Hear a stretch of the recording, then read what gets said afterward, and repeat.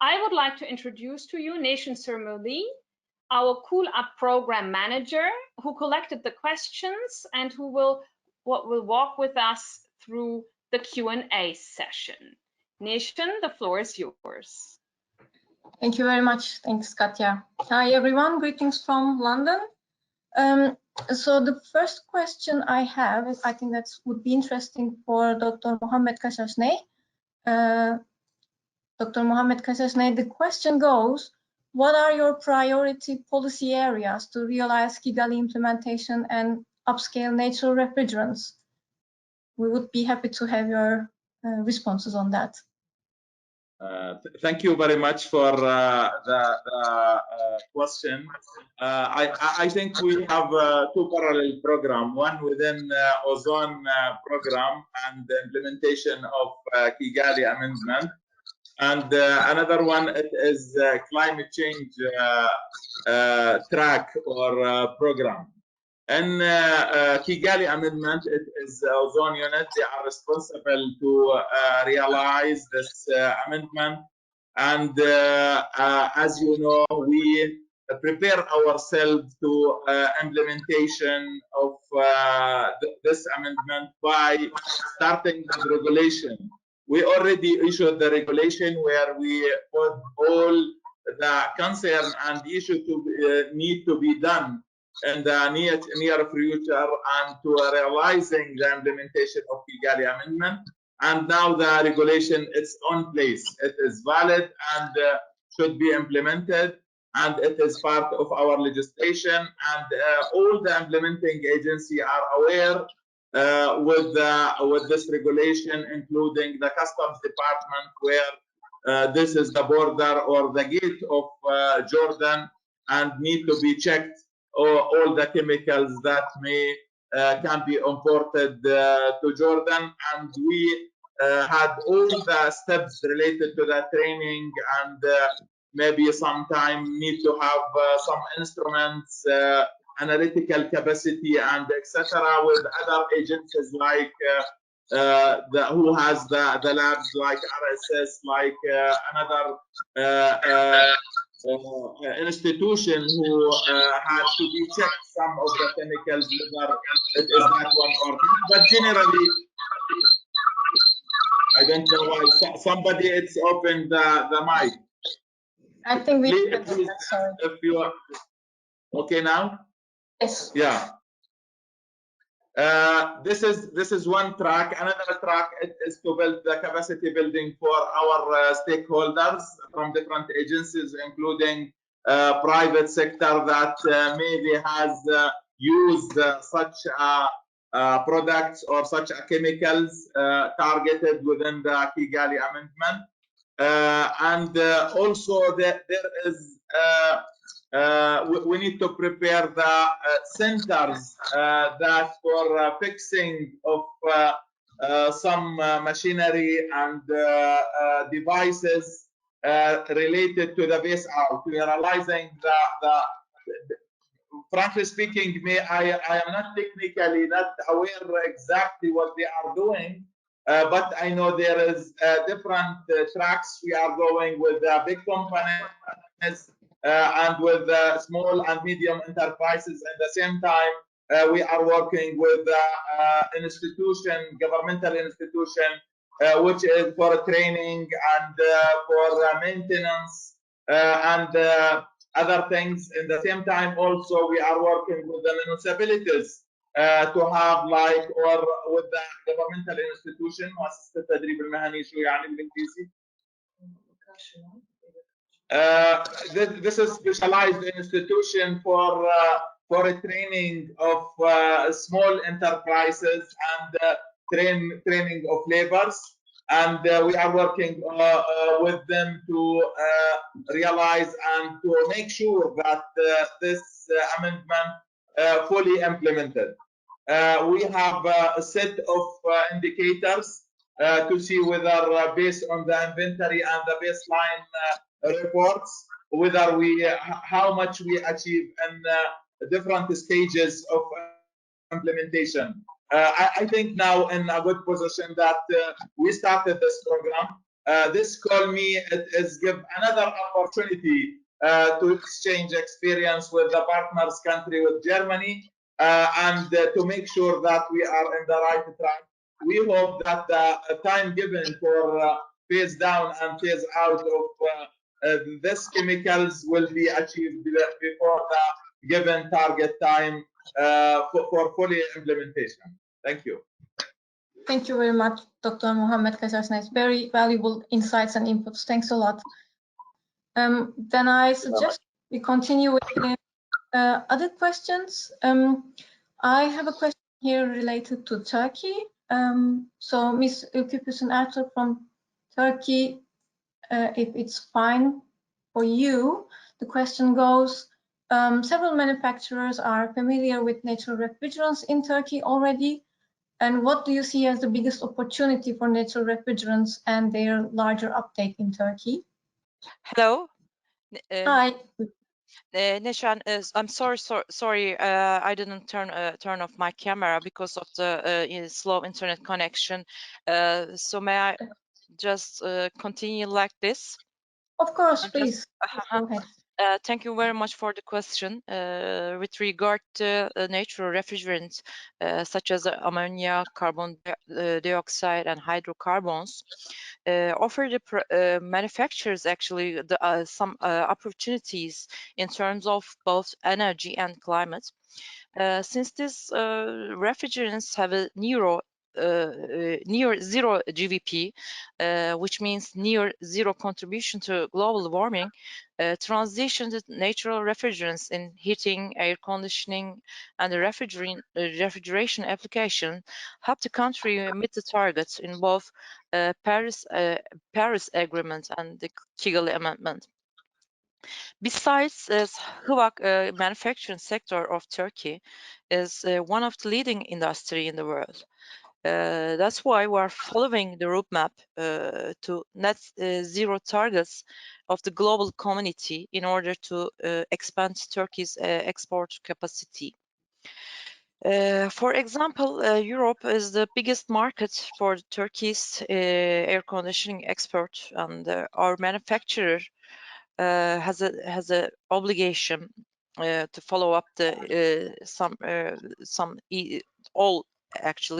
all the EC directives in order to maintain the leading role in the market. Seeing the opportunity of the working with the natural refrigerants will put our manufacturer a step ahead.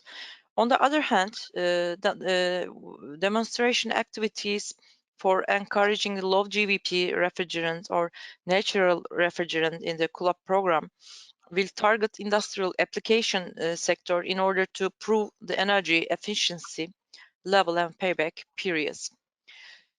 Other than this, with help with the help of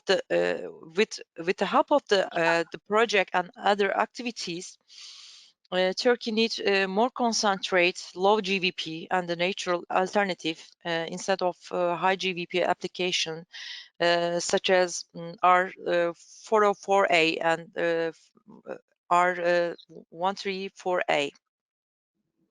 So thank you. I would like to thank you again for the question.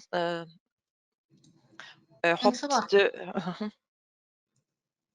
Thank you very much. Yes, thanks for your input. Indeed, that's very relevant. And actually, we have a binding question about the competitiveness of the cooling sector in Egypt, which you have already touched upon for Turkey. But I would love to get opinion from Dr. Ezat Lewis as well.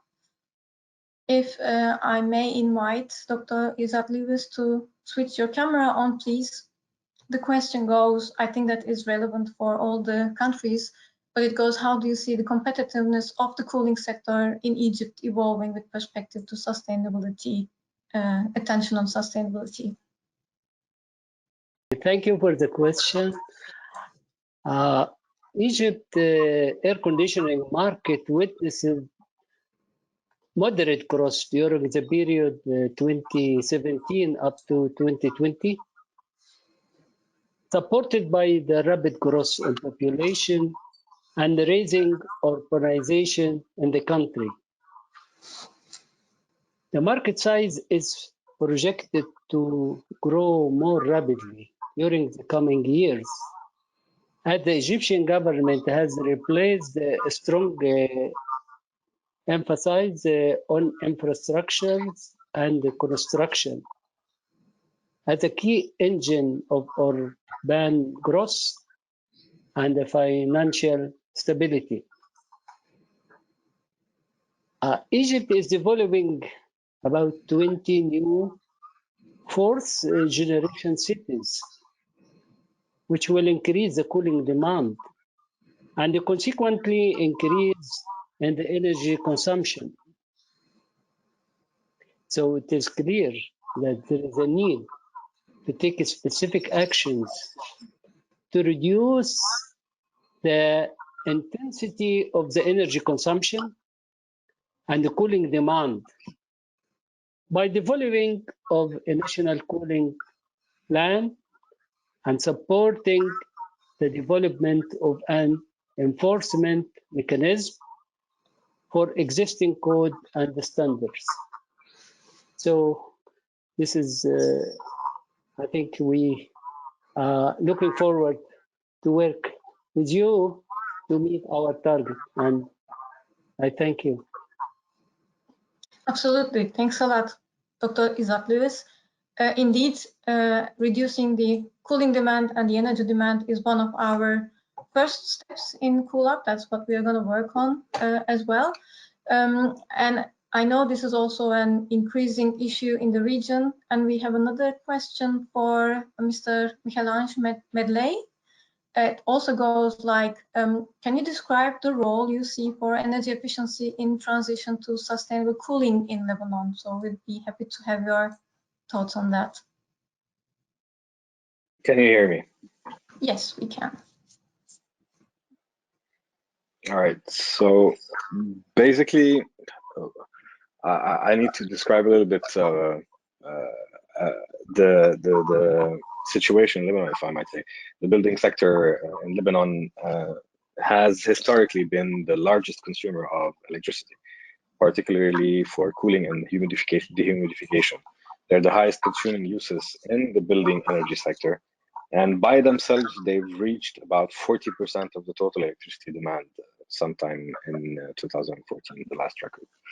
So Lebanon has targets to reduce its energy consumption by more than 5%. And we have set in our national second National Energy Efficiency Action Plan 26 sector initiatives designed to reduce the energy consumption in all sectors, with MEPs, labeling use, and energy efficient equipment use as the main measures that we count on to reach our targets. I believe that sustainable cooling has a key role in actually reducing our energy consumption, and its uptake will have a preponderant impact on increasing energy efficiency and meeting our targets. Rather than what role the energy efficiency has in the transition towards sustainable cooling, I see it the other way around. I mean, sustainable cooling is a key element in actually reaching our energy efficiency targets, and by the same, they work in tandem. Let's say the more that we need to go towards energy efficiency, the more we should be targeting sustainable cooling and cleaner cooling. And the other way around, the more we have sustainable cooling, the more we're in line with our targets. Absolutely.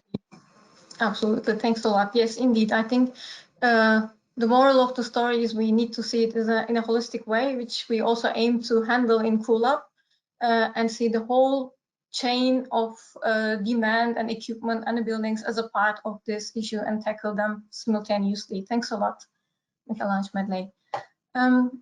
We have many participants in our call today participating to us from industry as well. And I think there is an interesting question here, which I would like to direct to my colleague, Marcus Opperman from Guidehouse. And it's asking, what is lacking technically to make climate neutral sustainable cooling scalable? Marcus, if I may ask you to join us.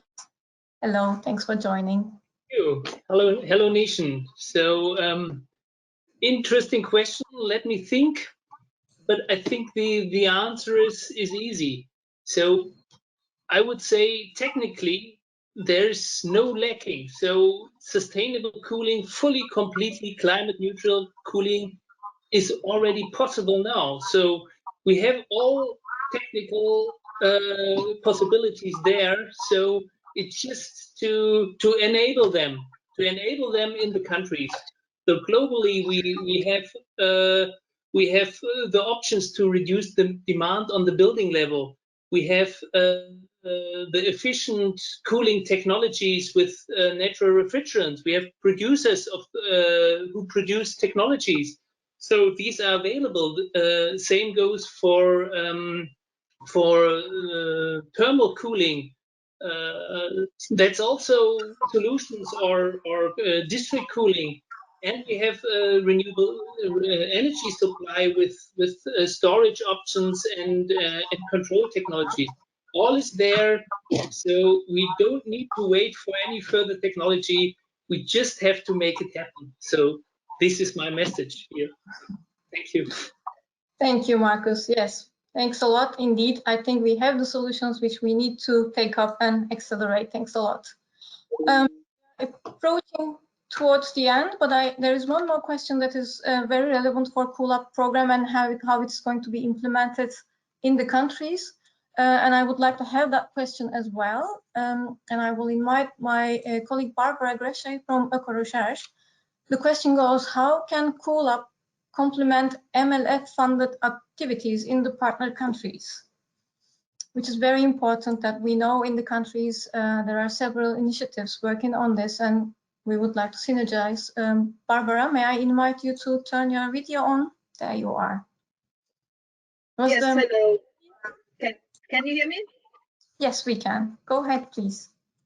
Yes, yeah. For this project, it is actually complementing the activities that are funded under the MLF, and it is planned to expand the project beyond the scope also of the MLF funded projects. So the MLF funding often looks at refrigerants and conversion of refrigerant equipment manufacture, air conditioning manufacturing. This project has a broader scope, and therefore it can tackle different challenges that are maybe a little bit aside or outside of the scope of the MLF projects. And also we need to underline that the project duration actually goes over a longer time period so that we can align our activities in a very useful way with the activities that are being funded through the Montreal Protocol.